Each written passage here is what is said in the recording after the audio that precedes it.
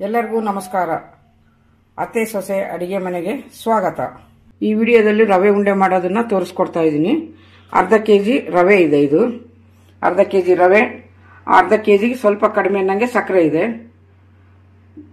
ಏಲಕ್ಕಿ ಪುಡಿ, ದ್ರಾಕ್ಷಿ, ತುಪ್ಪ, ಹಾಲು, ಗೋಡಂಬಿ. ಈಗ ಬಾಣಲಿ ಕಾದಿದೆ, ಇದಕ್ಕೆ ಸ್ವಲ್ಪ ತುಪ್ಪ ಹಾಕೊಂತೀನಿ ನಾನು. ನೋಡ್ಕೊಂಡು ನಮ್ಮ ರವೆಗೆ ತಕ್ಕಷ್ಟು ತುಪ್ಪ ಹಾಕೋಬೇಕು. ಇದಕ್ಕೆ ನಾವು ಮತ್ತೆ ಬೇಕಂದ್ರೆ ಹಾಕೋಬಹುದು. ಇದು ಅರ್ಧ ಕೆಜಿ ರವೆ ಇದೆ. ಇದು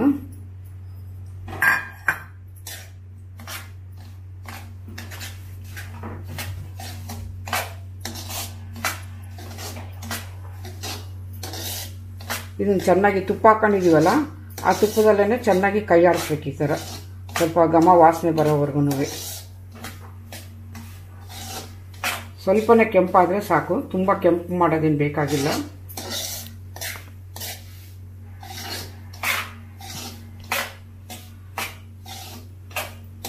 ಈ ತರ ನೋಡ್ರಿ, ಇದು ಬೆಚ್ಚಗಾಗಿದೆಯಾ ಇಲ್ವಾ ಅಂತ ರವನ. ಅದು ಬೆಚ್ಚಗೆ ಬಂತು ಅಂದಮೇಲೆ ಇಳಿಸ್ಕೋಬೋದು ನೀವು ಅದನ್ನ.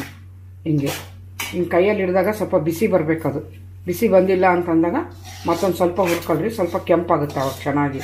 ಆವಾಗ ಸ್ವಲ್ಪ ಘಮ ಘಮ ಅನ್ನಂಗೆ ಬರುತ್ತೆ ವಾಸನೆ. ಅದು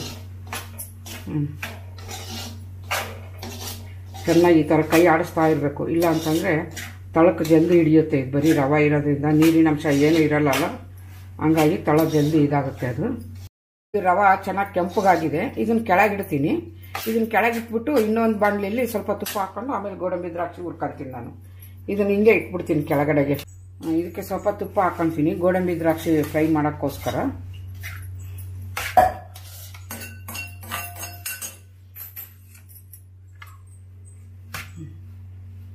ಇಷ್ಟು ದ್ರಾಕ್ಷಿ ಹಾಕ್ತಾ ಇದ್ದೀನಿ. ನೀವು ಡ್ರೈ ಫ್ರೂಟ್ಸ್ ಎಷ್ಟು ಬೇಕಿದ್ರೆ ನೀವು ಹಾಕೋಬಹುದು. ಅದಕ್ಕೆ ನಾನು ಇಷ್ಟ ಹಾಕ್ತಾ ಇದ್ದೀನಿ. ಸ್ವಲ್ಪ ಕೆಂಪಗಾದ್ಮೇಲೆ ತೆಗೆದುಬಿಡೋದು ಅಷ್ಟೇ. ಇದನ್ನ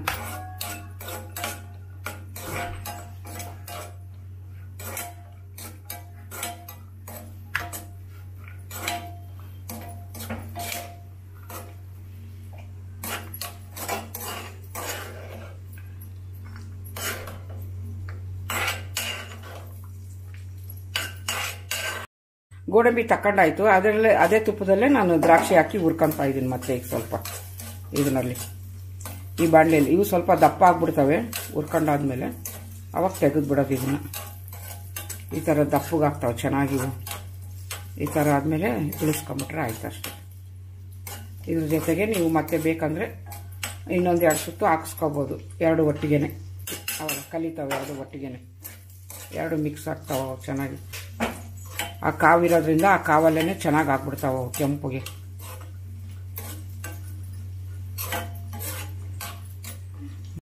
ಈಗ ರವೆ ತಣ್ಣಗಾಗಿದೆ. ಇದಕ್ಕೆ ನಾನು ಈ ಗೋಡಂಬಿ ದ್ರಾಕ್ಷಿ ಹುರ್ಕೊಂಡಿರೋದನ್ನೆಲ್ಲದೂ ಇದಕ್ಕೆ ಹಾಕೊಂತಾ ಇದ್ದೀನಿ. ಈಗ ನಾನು ಎಲ್ಲದನ್ನೂ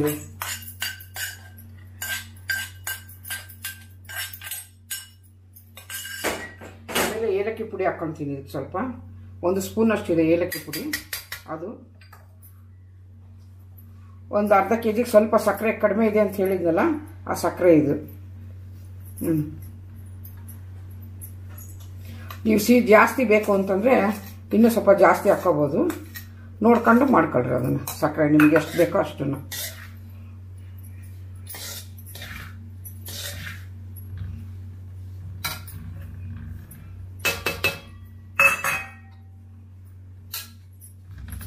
ಈ ಥರ ಚೆನ್ನಾಗಿ ಮಿಕ್ಸ್ ಮಾಡ್ಕೊಳ್ಳಿ ಇದನ್ನ, ಸಕ್ಕರೆನೆಲ್ಲ.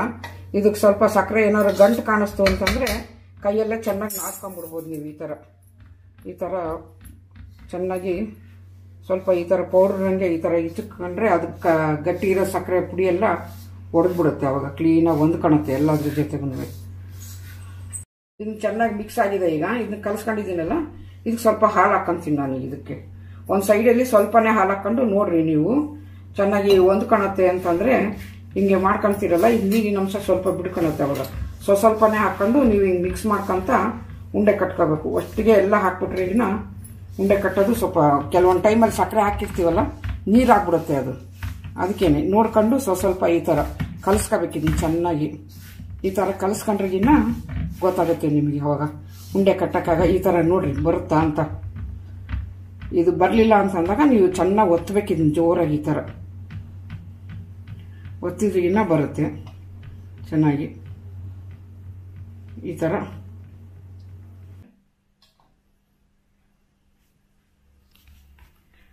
ಥರ ಉಂಡೆ ಕಟ್ಕೊಳ್ರಿ. ಈ ಥರ ಚೆನ್ನಾಗಿ ಮೆತ್ತಗಾಗಿರುತ್ತಲ್ಲ, ಈಗ ಹೊಂದ್ಕೊಂಡಿರುತ್ತೆ ಅದು ಹಾಲು ಹಾಕಿದ್ಮೇಲೆ. ಈ ಥರ ಉಂಡೆ ಮಾಡ್ಕೊಳ್ಳೋದು ಹಿಂಗೆ ಸಣ್ಣ ಸಣ್ಣದಾಗಿ ನೋಡಿಕೊಂಡು. ನಾವು ಗಟ್ಟಿಯಾಗಿ ಒತ್ತಿದಷ್ಟು ಚೆನ್ನಾಗಿ ಕೂತ್ಕೊಳುತ್ತೆ ಅದು. ಹಿಂಗೆ ಒತ್ತಿ ಉಂಡೆ ಮಾಡ್ಕೋಬೇಕು ಚೆನ್ನಾಗಿ.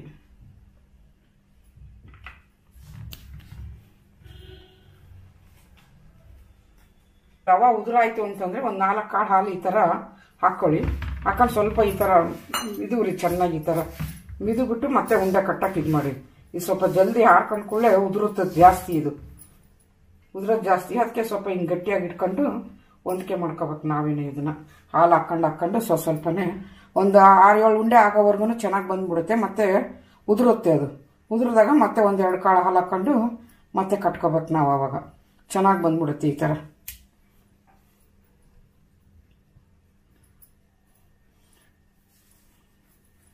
ರವೆ ಉಂಡೆ ರೆಡಿಯಾಗಿದೆ. ನೀವು ಮನೇಲಿ ಮಾಡ್ಕೊಳ್ಳಿ. ಹೇಗಿದೆ ಅಂತ ಕಮೆಂಟ್